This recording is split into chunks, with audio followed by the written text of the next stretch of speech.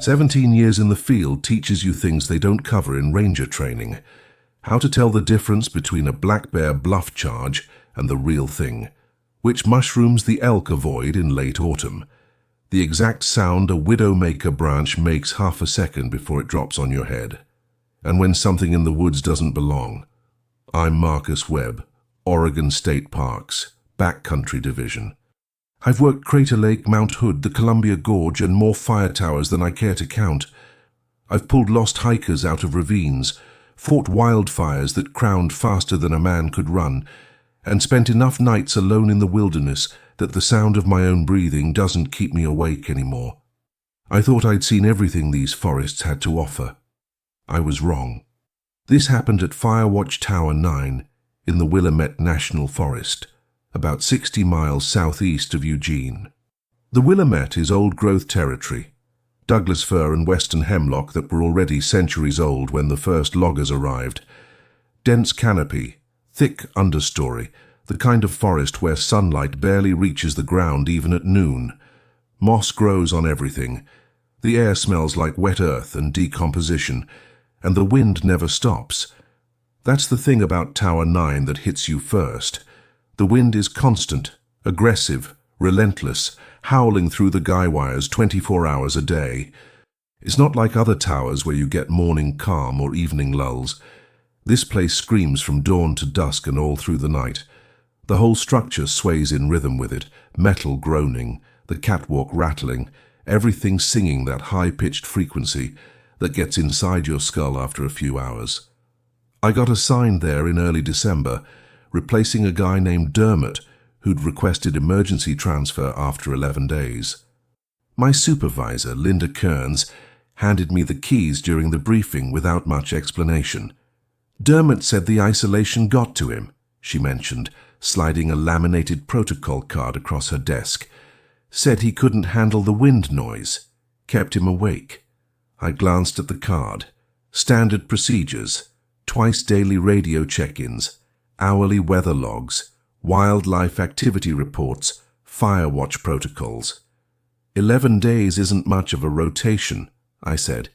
Linda's expression tightened slightly. He lasted longer than the one before him. That guy made it 6. What's the record? 14 days, full rotation. That was Sam Keller back in 2019. She paused. His father worked that tower in the 90s. Didn't end well for him. I waited for more, but she just tapped the protocol card. Pay attention to the supplemental rules on the back. They're not official, but every ranger who's finished a rotation at Tower 9 has followed them. I flipped the card over. Handwritten in neat block letters. After midnight, if the wind stops completely, lock all doors and windows immediately.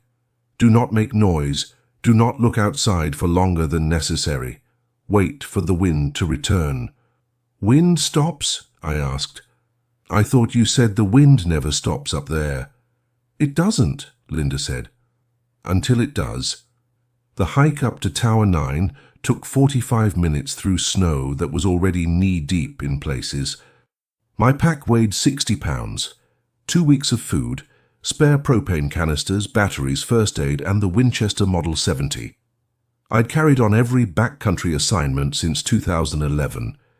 Black bears were hibernating, but cougars still prowled in winter, and I'd learned a long time ago that being armed meant sleeping better. The tower appeared through the trees just as the light started failing. 60 feet of steel framework, the cabin perched on top like a watchtower from some old war. The wind hit me as soon as I broke into the clearing, a physical wall of moving air that made my eyes water. The guy wires screamed, the catwalk shook.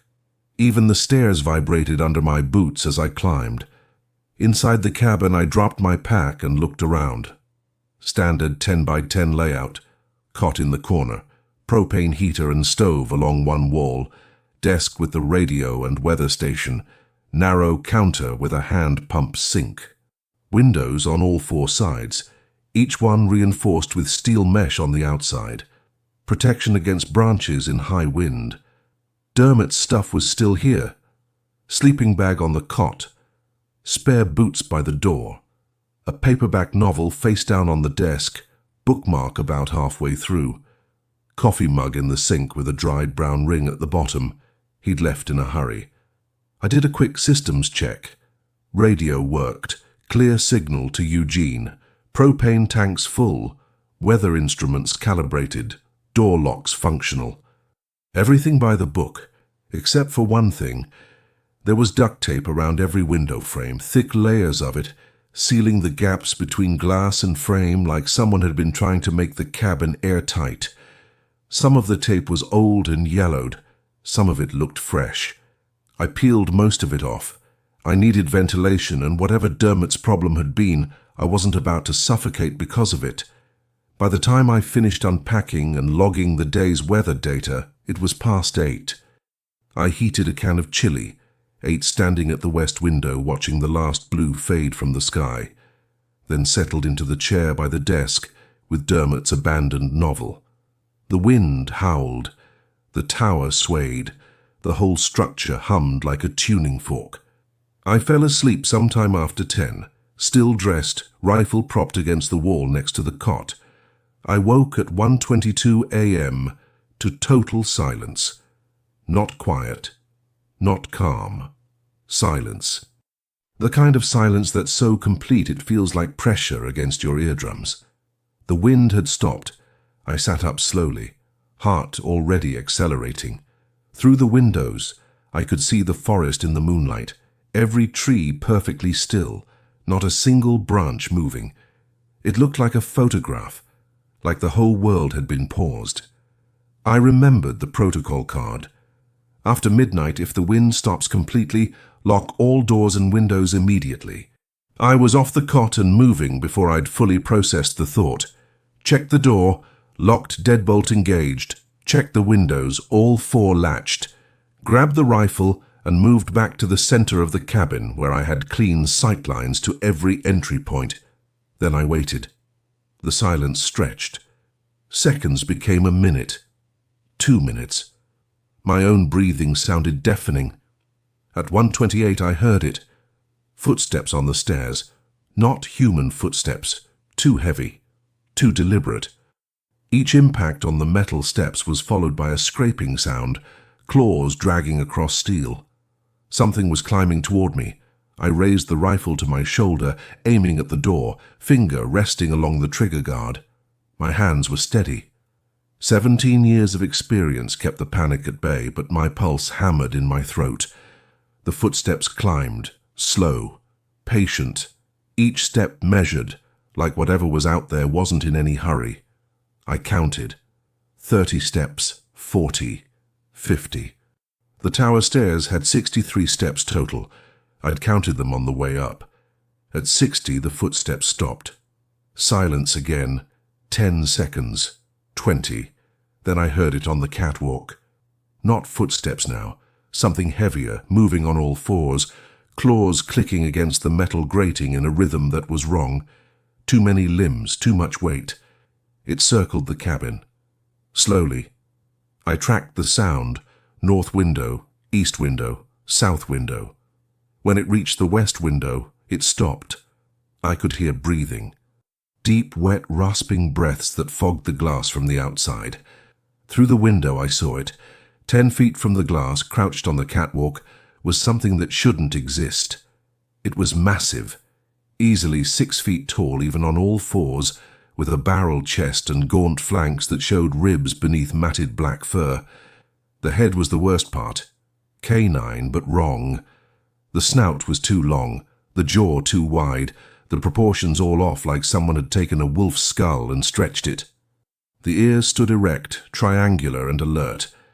And the eyes, yellow-amber, glowing faintly in the moonlight, locked directly on me through the glass. It wasn't a wolf, wasn't a bear, wasn't any animal I'd seen in 17 years of wilderness work. We stared at each other. Then slowly it stood up. The movement was accompanied by sounds, joints popping, bones cracking like someone flexing after being still too long.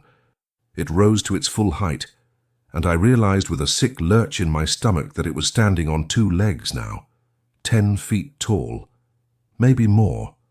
The arms hung down past where knees should be, ending in hands, not paws, hands, with fingers that were too long and tipped with claws that looked 3 inches long at minimum. The back legs had pads like a dog. The front limbs had thumbs. It pressed both hands against the window, claws scraping glass, and leaned forward until its breath fogged a circle on the pane, right where my face would be if I moved closer. Then it opened its mouth. The teeth were what I saw first, rows of them, too many, too sharp, designed for tearing meat from bone. The jaw hinged wider than any natural animal's should, and when it vocalized, the sound hit me like a physical force. It wasn't a roar, wasn't a howl. It was something between the two, a guttural, resonant sound that vibrated through the glass, through the walls, through my chest cavity. I felt it in my ribs, in my lungs, in the base of my skull. My stomach heaved. I doubled over and vomited on the floor, the rifle clattering against the desk. When I looked up again, it was still there, still pressed against the glass, watching me. Then it moved. Fast. Faster than anything that size should move. It dropped back to all fours and circled the cabin again, claws raking across metal, and when it reached the door it stopped. I heard it testing the handle, not randomly, methodically, pushing, pulling, feeling the resistance of the lock. The door was steel, the lock was solid, but I suddenly understood why Dermot had sealed the windows with duct tape. This thing was smart. It stopped testing the door and moved back to the north window, pressed its face close to the glass again, those amber eyes tracking me as I grabbed the rifle, and backed into the corner where I could see all 4 windows and the door simultaneously. It stayed there for 3 minutes, just watching, breathing, the fog on the glass expanding and contracting in rhythm. Then, without warning, it was gone. I heard the claws on the catwalk retreating, heard the heavy footsteps descending the stairs, faster this time, like it had finished whatever it came to do. And 30 seconds later, the wind started again. It came back all at once, a sudden gust that hit the tower so hard the whole structure shuddered. The guy wires sang, the windows rattled. The familiar howl filled the air like it had never stopped. I stayed in the corner until dawn, rifle across my lap, staring at the door. When morning came, I radioed Linda. Tower 9 to District. This is Marcus. I need to speak with Linda Kearns. Static, then her voice. Marcus, it's Linda. What's wrong? I need to know what killed Sam Keller's father. Silence on the line, then, why are you asking about that? Because something came up to the tower last night, something that isn't supposed to exist, and I need to know if it's the same thing that got him. Another pause. What did you see? I told her. All of it. The wind stopping, the thing on the stairs, the hands with thumbs and the eyes that glowed, and the way it tested the door like it understood locks. When I finished, the line was quiet for a long time. You followed the protocol, Linda finally said. You locked the doors when the wind stopped. Yeah. Then you did the right thing. Sam Keller's father didn't follow the protocol. He opened the door. Why? We don't know. But they found his body 3 days later, half a mile from the tower, throat torn out. Single bite, according to the coroner. Precise. Like something that knew exactly where the carotid artery was. I thought about those amber eyes, about the intelligence I'd seen in them. What is it? I asked. We don't know, Linda admitted. But it's been at Tower 9 for at least 30 years, maybe longer. Every ranger who's worked that tower has seen it. The ones who followed the rules survived, the ones who didn't. She didn't finish the sentence. You have 2 weeks up there, she continued. If you want out now, I'll send a helicopter today. No questions asked. I looked at the claw marks on the glass, 4 parallel scratches, each one a 1/4 inch deep. How long until the next ranger is supposed to rotate in? I asked. 6 weeks. And if I leave, who takes this rotation? We'll find someone. Someone with less experience. Someone who doesn't know what they're walking into. Linda didn't respond. I made my decision. "I'll stay," I said. "But I need something on the next supply drop." "What?" "Better locks, more duct tape, and extra ammunition." "Marcus, 2 weeks," I said. "I can do 2 weeks. Sam Keller did it, so can I." The line went quiet. "Then the supply drop comes in 4 days. I'll make sure you get what you need. But Marcus, follow the protocol. Lock the doors when the wind stops. Don't engage. Don't try to kill it. Just wait for the wind to come back. What if it finds a way in? Then you use the rifle, but only as a last resort. Because if you wound it and don't kill it, it will get inside eventually. And then you're done." The transmission ended. I sat at the desk and looked out at the forest. The wind howled, the trees swayed. Everything looked normal in the daylight. But I knew what was out there now, and I knew it would come back when the wind stopped again. The first 3 nights after the initial encounter, the wind never stopped. I didn't sleep. Couldn't. Every time I closed my eyes, I saw those amber eyes pressed against the glass, saw the way its jaw had hinged open wider than physics should allow. I kept the rifle within arm's reach at all times, kept the door and windows locked even during the day, kept the radio on low volume just to have human voices in the background. By day 4, I was running on coffee and adrenaline, hands shaking enough that I had trouble writing the weather logs. The supply drop came at 0900 hours. I heard the helicopter before I saw it, a Bell 407 cutting through the morning fog. The pilot, Torres, brought it in smooth and hovered just long enough to drop 2 duffel bags onto the catwalk before pulling away. I didn't go outside until the chopper was gone, and I'd spent 2 minutes scanning the tree line through the windows. The bags contained what I'd asked for: industrial padlocks, heavy-duty deadbolts, boxes of 30-06 ammunition, duct tape, weather stripping, and a tactical shotgun with slugs. There was also a handwritten note from Linda. "Marcus, the shotgun is last resort only. Rangers who've wounded it and survived said it became more aggressive after.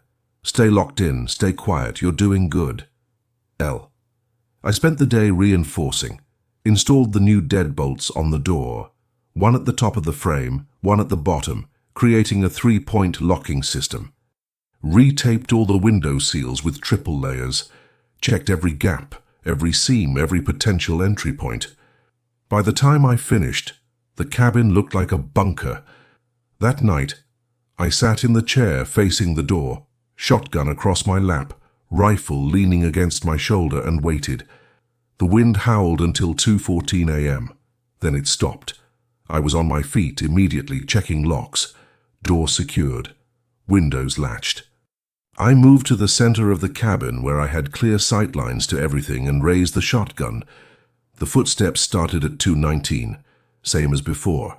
Heavy, deliberate, claws scraping metal. Climbing. I counted them. 30 steps, 40, 50, 60. It reached the catwalk. This time it didn't circle. It went straight to the door. I heard it breathing on the other side, heard the scrape of claws against steel as it ran its hands over the surface, feeling the new locks, the reinforced frame. Then it moved to the north window. Through the glass I saw it clearly in the moonlight, still massive, still wrong, the elongated snout, the amber eyes, the hunched shoulders and 2 long arms. It pressed both hands against the window, claws clicking on the glass, and stared at me. We looked at each other for a full minute. Then it did something I didn't expect. It raised one hand, slowly, deliberately, and dragged a single claw down the glass. Not hard enough to break it. Just enough to make a sound like nails on a chalkboard. One scratch. Then it moved to the east window and did it again. One scratch. South window, one scratch. West window, one scratch. 4 windows. 4 marks, like it was counting. When it finished, it returned to the door and pressed its face against the small reinforced window at eye level. I could see its breath fogging the glass, could see the way its nostrils flared as it inhaled. It was smelling me. Then it dropped to all fours and left. Down the stairs, moving fast, and 30 seconds later the wind returned. I didn't move until dawn. Night 6. Wind stopped at 1:47 a.m. It came faster this time. I barely had time to check the locks before I heard it on the stairs. It reached the catwalk in under a minute. It didn't test the door this time, didn't circle the cabin. It went straight to the north window and slammed both hands against the glass. The entire frame shook. The reinforced plexiglass flexed but held. It hit the window again, harder. The sound was like a sledgehammer against steel. I raised the shotgun, aiming center mass, finger on the trigger. It stopped hitting the window and pressed its face close to the glass, those amber eyes locked on the shotgun. Then it moved, fast. Around to the east window, slammed it twice. Moved to the south window, slammed it twice. West window, twice. It was testing them, learning which ones were weakest. When it finished, it returned to the door and I heard something that made my blood freeze. Scratching, not random, deliberate. It was scratching at the lock mechanism, claws working at the seam between door and frame, like it was trying to figure out how the lock worked. "Get the fuck away from my door," I said. My voice sounded strange in the silence, too loud, too human. The scratching stopped. Silence for 10 seconds, 20. Then it hit the door, once, twice, 3 times. Each impact made the entire frame rattle in its housing. On the 4th hit, I heard the wood splinter, not the steel, the frame. The wooden support behind the steel plate was starting to give. I moved to the door, shotgun raised, and yelled. I said, "Get the fuck back." It hit the door again, harder. A crack appeared in the wood trim around the frame. My finger tightened on the trigger. Linda's warning echoed in my head. Last resort only, wounding it makes it worse. But if it got through that door, I was dead. Then it stopped. Complete silence. I waited, heart hammering, shotgun aimed at the door. 30 seconds, a minute. The wind returned. When it came back, it came hard, a gust that hit the tower so violently the whole structure swayed. I heard something fall outside, metal clanging against metal. I waited until dawn, then checked the damage. The door frame had a 6-inch crack running down the right side. The wood beneath the steel was exposed. One more night like that, and it would punch through. And all 4 windows had new scratches, deep ones. The plexiglass was scored so badly I could run my finger along the grooves. It was learning, testing, finding the weak points. I radioed Linda. "It's escalating," I said. "It tried to break through the door last night, almost succeeded. Did you fire?" "No, but I came close." Silence. "Then, Marcus, I want you to listen carefully. What you're experiencing is the pattern. Every ranger who's made it past week 1 reports the same thing. It tests, it escalates, it tries to find a way in. But around day 10 or 11, it changes. Changes how? It stops being aggressive, stops trying to break in. It just watches, like it's deciding whether you're worth the effort. What happens if it decides I'm not? It leaves you alone for the rest of the rotation. You finish, you go home, you never see it again. And if it decides I am worth it?" Linda didn't answer immediately. "Then it tries something different, something we haven't seen before. That's what happened to Keller. It did something new, and he made a mistake." "What mistake?" He opened the door. I looked at the cracked door frame, at the scored windows, at the shotgun in my hands. 8 more days, I said. 8 more days. You can do this." The transmission ended. Night 7. Wind stopped at 3:02 a.m. It didn't come up the stairs. I waited in the center of the cabin, weapons ready, listening. Nothing. 5 minutes, 10 minutes, 15. Still nothing. Then I heard it.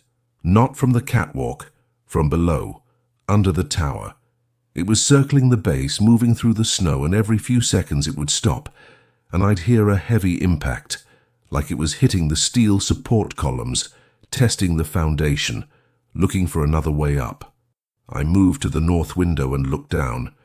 In the moonlight I could see it moving between the support beams, a massive shadow on all fours, head swiveling as it inspected every joint, every weld, every connection point.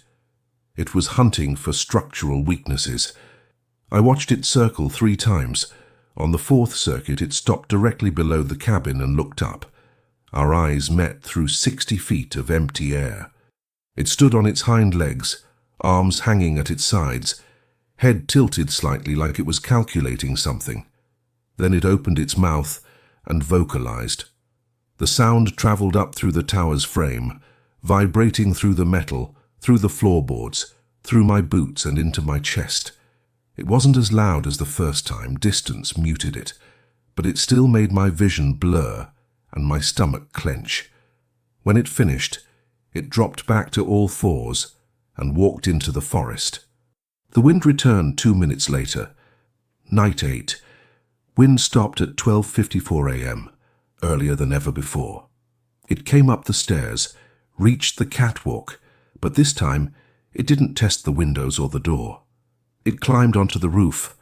I heard it up there, claws scraping against metal, weight shifting as it moved across the surface. The cabin roof was corrugated steel over wooden supports, not designed to hold that much weight in one place.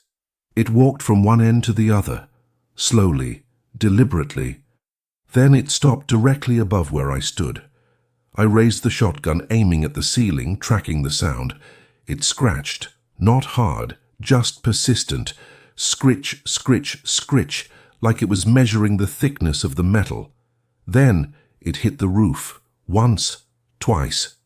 On the 3rd hit, I saw the ceiling panel flex inward. It had found the weak spot, the ventilation shaft. I moved to the corner farthest from the sound and aimed at the ceiling. It hit the roof again. Metal groaned.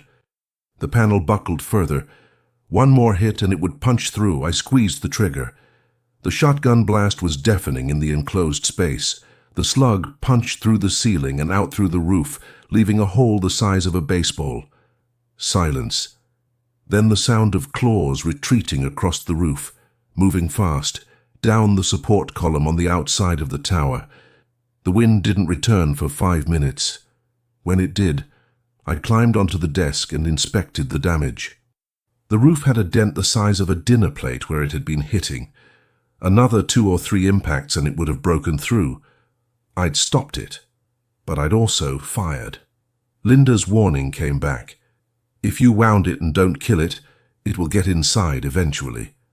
I spent the rest of the night reinforcing the ceiling with spare plywood and wood screws, creating a secondary barrier over the ventilation shaft.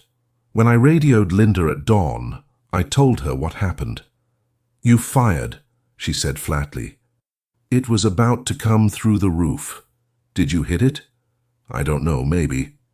I aimed where the sound was. Long silence. "Marcus, if you wounded it, the pattern changes. It's not going to back off now. It's going to come back every night until it finds a way in. You need to decide right now if you want extraction." I looked around the cabin, at the reinforced door, the taped windows, the patched roof, at the weapons and the supplies and the 2 weeks of work I'd put into making this place defensible. 6 more days, I said. I'm not quitting at day 8. "Then don't miss again," Linda said, "because you won't get a 3rd chance." The line went dead. That night I sat in the dark with both weapons loaded and waited for the wind to stop. It didn't. For the first time in 8 days, the wind howled straight through until dawn, but I knew what that meant. It wasn't giving up. It was planning. Night 9. The wind never stopped. Neither did night 10. I should have felt relief. Instead, I felt worse. The silence, the normal silence between gusts, the creaking of the tower, my own breathing, all of it felt wrong now. Like the absence of the creature was more threatening than its presence. I barely slept. Every time I started to drift off, my mind conjured the sound of claws on metal, the scrape of something testing the locks, the wet rasp of breathing on the other side of the glass. By day 11, I was a mess. Hands shaking from too much coffee and too little sleep, eyes burning, a constant low-grade headache from the adrenaline that never quite faded. I'd stopped shaving, stopped doing anything that wasn't essential. My world had narrowed to 3 things: the weapons, the locks, and the windows. Linda called during the afternoon check-in. "You sound rough," she said. "I'm fine." "You're not fine. When's the last time you slept?" I didn't answer. "Marcus, you're at day 11. This is when rangers start making mistakes. You need to rest." "Can't rest when that thing's out there. It hasn't come back in 3 nights. Maybe it's moved on." "It hasn't moved on," I said. "It's waiting." "For what?" "For me to fuck up." The line was quiet for a moment. Then, 3 more days. Just 3 more days and you're out. Can you hold it together that long?" "Yeah." "I mean it, Marcus. 3 days. Then the helicopter comes and you're done. You'll have finished the rotation. You'll have done what Keller did. You can walk away knowing you didn't quit." "I know. Get some sleep." "That's an order." The transmission ended. I looked at the cot. At the sleeping bag I hadn't used in days. The idea of lying down, of closing my eyes for more than a few minutes felt impossible, but she was right. I was running on fumes. If the creature came back tonight and I was too exhausted to react properly, I'd die because I was too stubborn to sleep. I compromised. Set the shotgun on the floor next to the cot, the rifle propped against the wall within arm's reach. Lay down on top of the sleeping bag, fully dressed, boots still on. Kept one hand on the shotgun. Closed my eyes. Sleep took me under, like a wave. I woke to silence. Not wind silence. Not normal silence. The silence. I was upright before I was fully conscious. Shotgun in my hands. Heart already racing. The cabin was dark. I'd slept longer than I meant to, well past sunset. Through the windows the forest was motionless, every tree frozen, no movement, no sound. The wind had stopped. I checked my watch, 1:33 a.m. I'd been asleep for almost 8 hours. My hands moved on autopilot, checking the door locks, checking the windows, moving to the center of the cabin. Everything was secure, but something felt different this time. Wrong in a new way. Then I realized what it was. It was already here. I hadn't heard it climb the stairs, hadn't heard it approach. But when I looked at the north window, I saw condensation on the glass. Fresh condensation from breathing. It was standing right outside the window, so close its breath fogged the pane, and it hadn't made a single sound approaching. I turned slowly, shotgun raised. It was at every window. North, east, south, west. At each one, I could see the faint fog of breath on the glass. It had somehow multiplied, or moved so fast between windows that it seemed to be everywhere at once. No, not multiplied. I looked closer at the north window and my stomach dropped. There were 2 of them.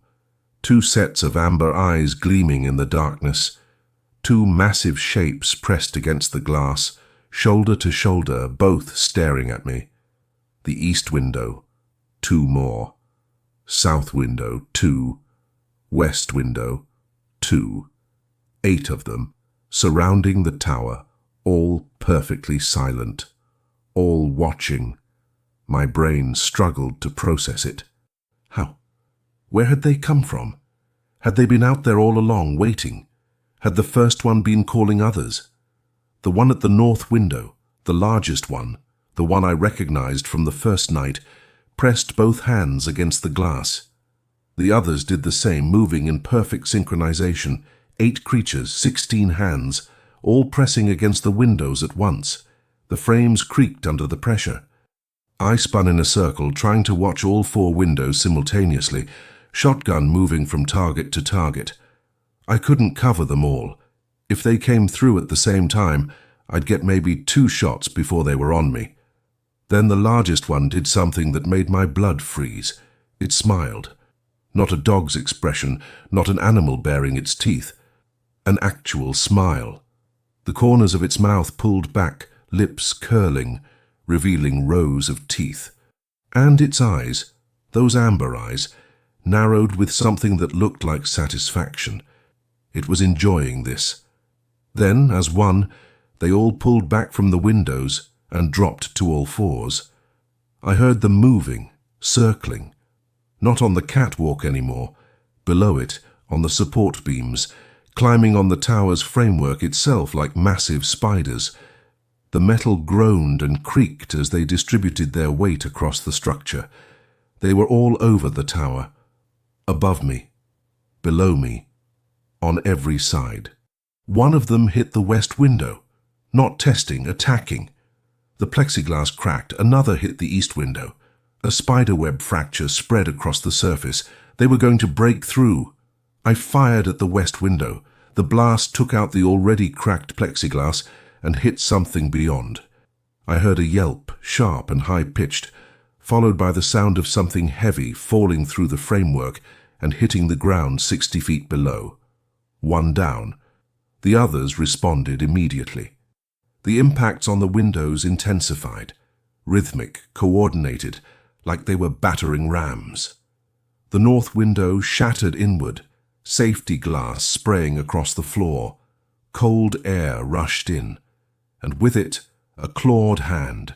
It reached through the broken window, arm extending impossibly far into the cabin, fingers splayed, claws scraping across the floor as it searched for purchase. I fired the second shotgun shell. The slug hit the arm mid-forearm and the creature shrieked, a sound so loud and so wrong that my ears rang. The arm withdrew, trailing dark blood. 2 wounded. Maybe. But 6 remained. The door shuddered.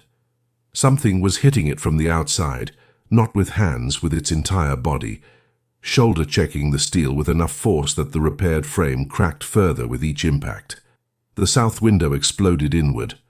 I dropped the shotgun and grabbed the rifle, firing through the opening. Missed, racked another round, fired again. This time I heard the impact, wet and solid, and another shriek. 3, but the door was failing. Each impact bent the steel further inward. The top deadbolt tore free from the frame. Wood splintered. Metal groaned. One more hit and it would give.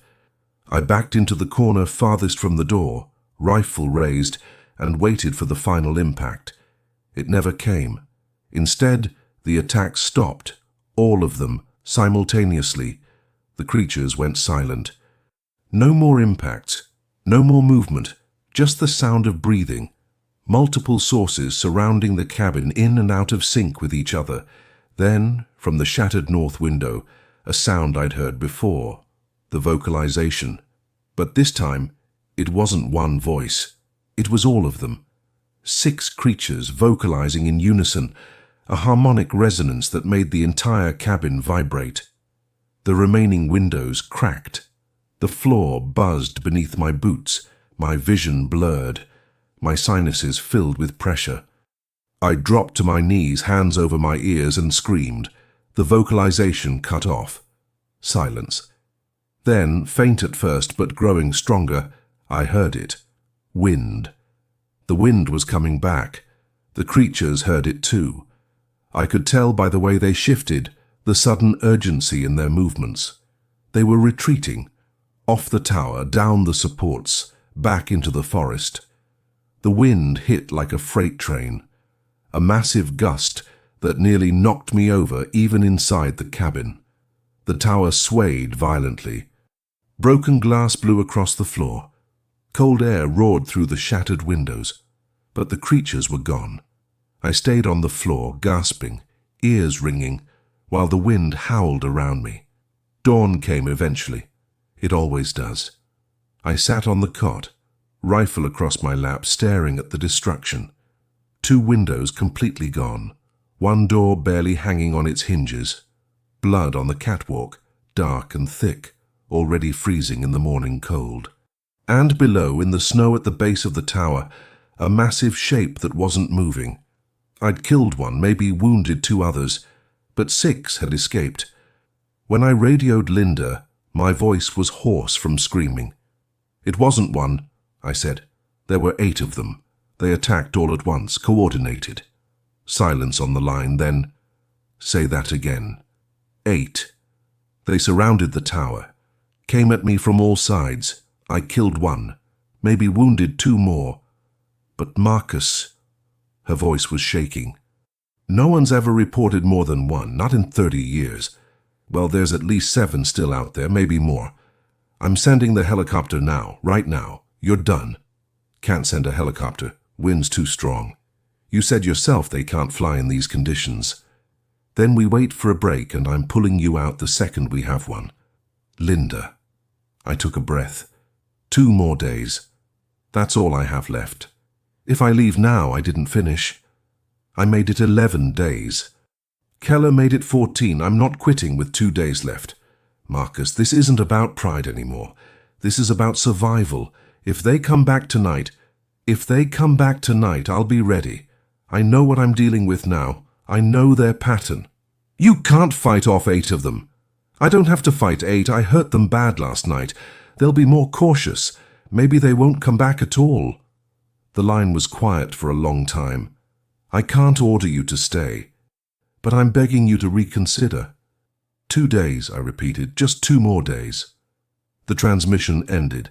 I spent the daylight hours doing what I could, boarded up the broken windows with spare plywood, reinforced the door with every piece of metal I could scavenge from the tower's framework, reloaded every weapon, arranged spare ammunition within easy reach. By sunset, the cabin looked like a war zone that had been hastily fortified by someone who expected another siege. Which was exactly what it was. Night 12. I sat in my corner, weapons ready, and waited for the wind to stop. It didn't. The wind howled all night long. Not a single break. Not a moment of silence. They didn't come. Maybe I'd hurt them worse than I thought. Maybe they were regrouping. Maybe they'd decided I wasn't worth the effort. Or maybe they were just making me wait. Night 13. The last night before extraction. The wind blew steady until 2:47 a.m. Then it stopped. I was ready. Rifle shouldered, spare magazines laid out, shotgun reloaded and propped within reach, flashlight duct taped to the rifle barrel. The footsteps came at 2:51, just one set, climbing slowly, deliberately, the largest one. I recognized the rhythm. It reached the catwalk and stopped at the boarded-up north window. Then it knocked, not scratching, not hitting. A deliberate knock, knock, knock, like someone asking permission to enter. I aimed the rifle at the board covering the window. Another knock. Patient, calm. "You're not getting in," I said. My voice was steadier than I felt. The knocking stopped. Silence for 30 seconds. Then I heard something I didn't expect. Footsteps descending. It was leaving. Just like that. No attack, no vocalization, no test of the locks or the windows. It had come up, knocked 3 times and left. The wind returned 5 minutes later. I didn't lower the rifle until the sun came up. The helicopter arrived at 0900 hours.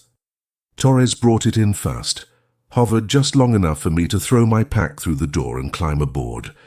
As we lifted off, I looked down at Tower 9, at the boarded windows and damaged door, at the dark stain in the snow where I'd killed one of them, and at the edge of the clearing, barely visible in the tree line, I saw movement.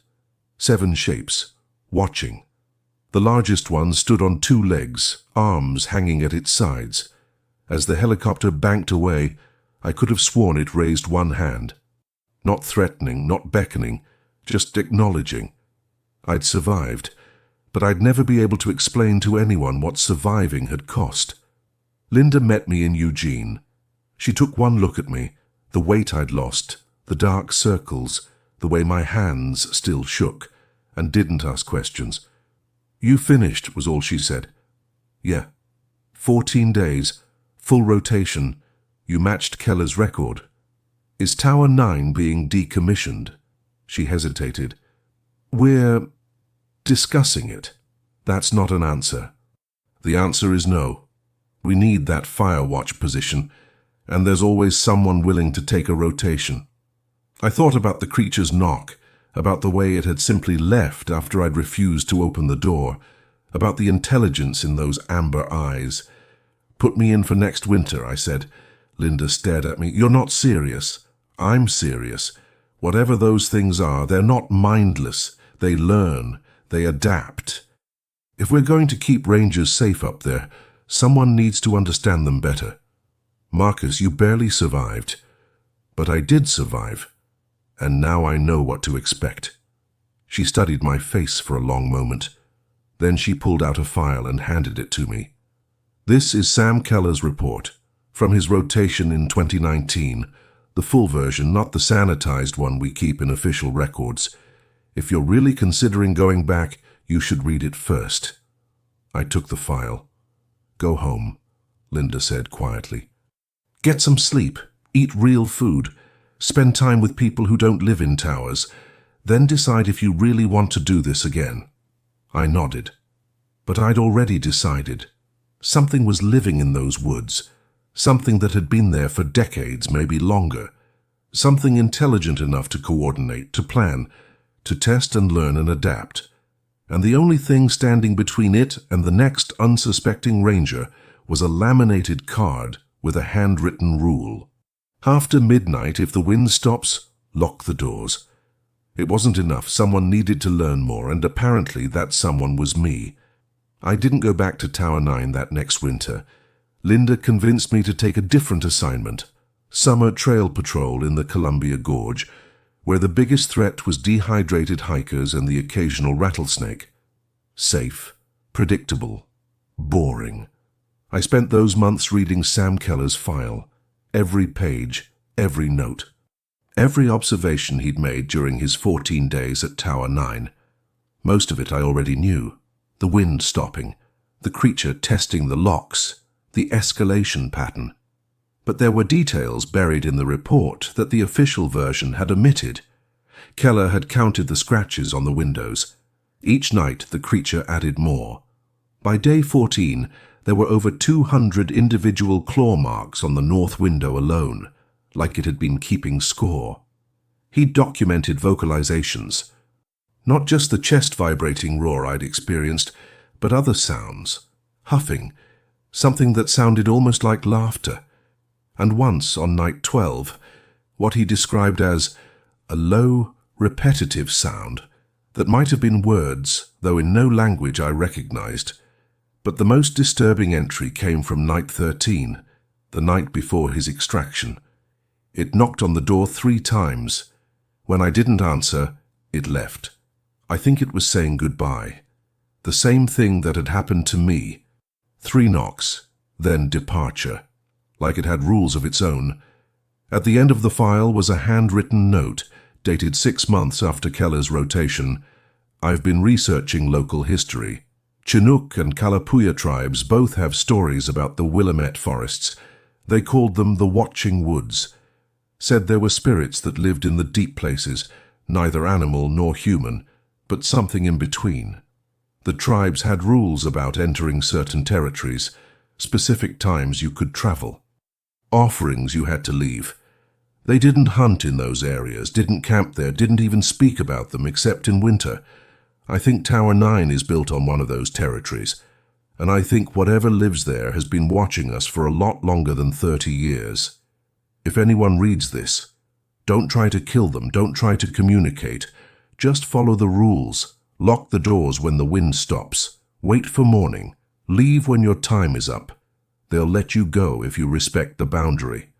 Sam Keller. I closed the file and stared out the window of my temporary housing. The Columbia River stretched out below, tourists dotting the shoreline, everything bright and normal and safe. But I kept thinking about those amber eyes, about the intelligence behind them, about the way the largest creature had raised its hand as the helicopter carried me away. Not a threat, an acknowledgement. We'd both followed our rules, and because of that, I'd survived. The call came in October. Linda's voice on the phone was tight. "Marcus, we have a situation at Tower 9. I felt my stomach drop. What happened? New ranger. Young guy. First winter assignment. Name's Cooper. He's been up there 5 days and he's not following protocol." "What do you mean?" "He thinks the rules are superstition. Called me yesterday and said he's going to prove there's nothing out there. He's planning to go outside the next time the wind stops. You need to pull him out. Right now. He's refusing extraction. Says he's not going to let campfire stories dictate his rotation. I've tried everything short of ordering him down, and technically I can't do that unless there's an emergency. This is an emergency. Not officially, not until something happens." I was already reaching for my jacket. "I'm coming up there. Marcus, I know that tower. I know what's out there. If you can't pull him out, I'll go up there and drag him out myself." Silence. "Then, the access road is already snowed in. You'd have to hike in. 4 miles, most of it uphill." "I've done worse. If you're going, you need to leave now. Weather report says another storm's coming in tomorrow. If you don't get there before it hits, you'll be trapped up there with him." "Then I'd better get moving." I reached the trailhead at 1400 hours. The hike up was harder than I remembered. Deeper snow, fallen trees blocking the path. My pack loaded with extra supplies in case I had to stay. By the time Tower 9 came into view, the sun was already sinking behind the ridge. The tower looked the same. The boards I'd nailed over the windows were gone, replaced with repaired glass. The door had been replaced entirely. Someone had done a professional job restoring it. But the wind was the same. That constant aggressive howl that never quite stopped. I climbed the stairs and knocked. "Who's there?" A young voice, nervous. "Marcus Webb, Oregon State Parks. Linda sent me." The door opened. Cooper stood there, mid-20s, athletic build, expensive outdoor gear that looked fresh out of the package. He had the look of someone who'd done plenty of weekend camping, but never spent serious time in the backcountry. "You're the guy who did 14 days here last year," he said. "Yeah. Linda told me about you.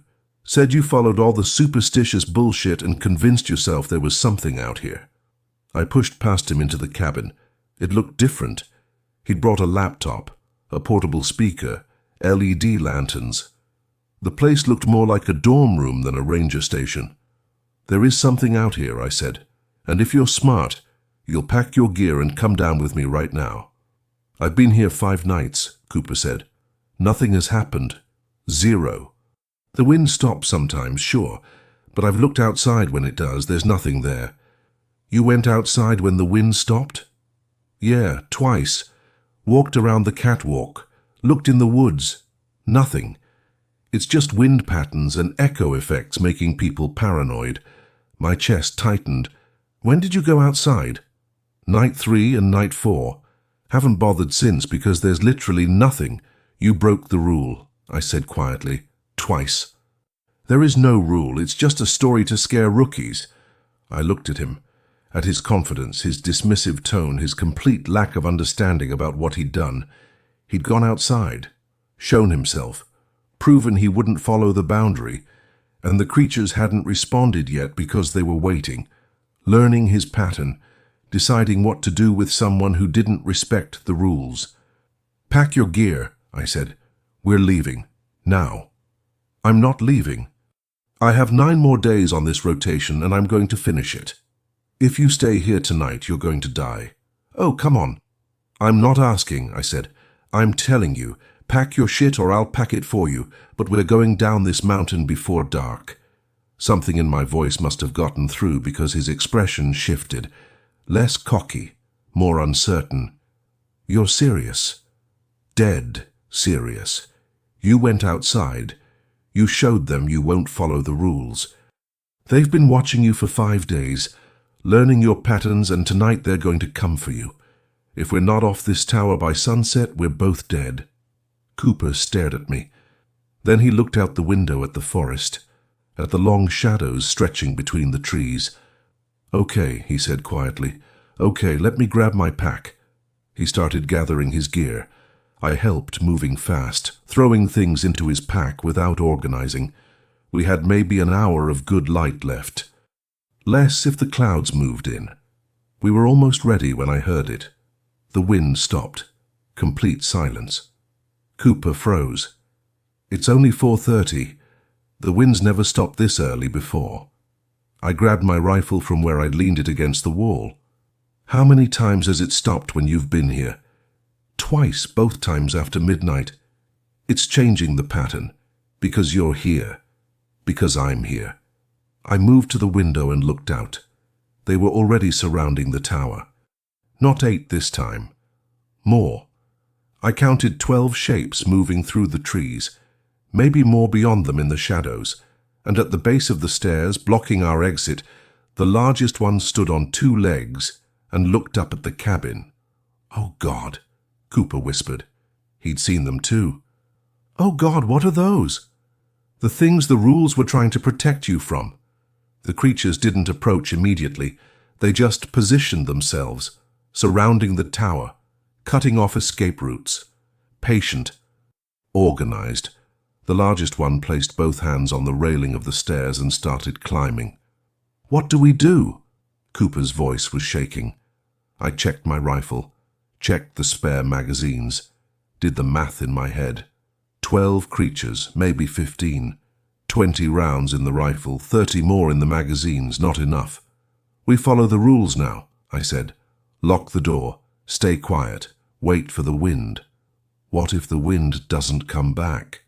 I didn't have an answer for that. The largest creature reached the catwalk, stopped at the door, pressed its face against the window and stared at us with those amber eyes. Then it knocked, 3 times. "Don't open it," I said. Cooper nodded, backing away from the door. The creature waited. 30 seconds. A minute. Then it did something I'd never seen before. It spoke. Not a human voice. Not words exactly. But a sound that formed a pattern, a rhythm that felt like language even though I couldn't understand it. It sounded like a question. When neither of us answered, it tried again. Different rhythm, different tone, still a question. "It's trying to communicate," Cooper whispered. "Don't respond, don't—" But Cooper was already moving toward the door. "Maybe if we just talk to it." "No." I grabbed his arm, yanked him back. "That's what it wants. It wants you to break the rule again, to open the door, to show you won't listen. But maybe—" The creature slammed both hands against the door. Once, twice, 3 times. The new door was solid, but the frame was the same wood that had cracked before. I saw it flex with each impact. The other creatures moved in. I saw them through the windows, climbing onto the catwalk, positioning themselves at each window, all of them watching us, waiting for orders from the largest one. It hit the door again, harder. The frame cracked. I raised the rifle. "Get in the corner, behind the cot." Cooper scrambled back. I aimed at the door center mass, finger on the trigger. One more hit and the door would fail. The creature pulled back its arm for another strike and stopped. Its head tilted, ears swiveling, listening. I heard it too, faint at first, but growing stronger. Wind. The creature heard it and snarled, a frustrated, angry sound. It hit the door one more time, but half-heartedly, already backing away. The wind arrived like a wall, a massive gust that shook the entire tower. The creatures retreated. Not slowly this time. Fast, almost frantic, dropping from the catwalk and disappearing into the forest. Within 30 seconds they were gone. The wind howled, the tower swayed. Everything was normal again, except for Cooper, sitting in the corner, shaking, and me still aiming at the door, waiting for them to come back. We left at dawn, hiked down in silence, Cooper stumbling over roots and rocks, too traumatized to speak. Linda met us at the trailhead with a truck. "You're decommissioning Tower 9, I said. "Right now, today." She looked at me, at Cooper shaking in the passenger seat, at the rifle still in my hands. "I'll make the recommendation," she said. "Not a recommendation. An order. Marcus, they're getting bolder. Changing patterns. Last winter it was 8. This time it was at least 12. Next winter it'll be 20. Eventually they're going to break through and someone's going to die." Linda was quiet for a long moment. "What do you want me to do? Abandon federal property because of unconfirmed wildlife? You know what they are." "I know what people report. That's not the same thing." "Then send me back up there next winter, officially, with proper equipment, cameras, documentation. Let me get proof." "Absolutely not." "Then shut it down." We stared at each other. "I'll take it to the regional director," she finally said, "but I can't promise anything." 3 months later, I got my answer. Tower 9 would remain operational. The official reason was budget constraints and the need for Firewatch coverage. The unofficial reason, I suspected, was that someone higher up didn't want to admit there was something in those woods they couldn't control. But there was a change. New rules. Official ones printed in the Ranger Manual. Tower 9. Protocol. After 2200 hours, if wind conditions cease, personnel are required to secure all access points and maintain interior position until wind resumes. No exterior activity permitted during wind cessation events. Minimum 2-person teams required for winter rotations. It wasn't enough, but it was something. The Rangers who work Tower 9 now know the rules. They follow them. Most of them finish their rotations without incident. But every year I get a call from Linda. Someone's reported seeing something, hearing something, finding tracks that shouldn't exist. And every year I wonder if this is the year the creatures decide the rules no longer matter. If that day comes, I'll go back. Not because I want to, but because someone has to stand between those things and the people who don't understand what's waiting in the watching woods. After midnight, we lock the doors when the wind stops moving. It's not superstition. It's survival.